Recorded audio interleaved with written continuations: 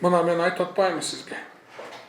Бір, тротуарларға көңіл бұрам, ендігі жылы бүт шаһардың ортасындағы жақсы тротуарлардың барын жасаймын. Екі, бүт жаңы қоныштардың проблемасына көңіл бұрам.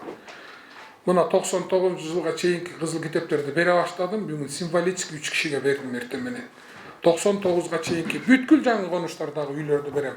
Карпинка, Товарная, Төкөлдөш, 100 лет не были оформлены книжками дома.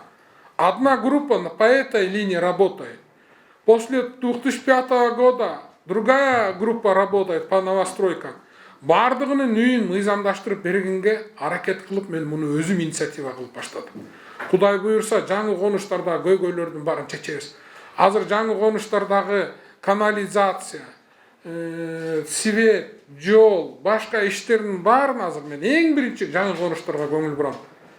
Мен дагы бир жолу айтып коеюн. Шайлоого барбайм. Мага мунун кереги жок. Жаңы конуштарда менин кызыкчылыгым элдин гана жашоосу.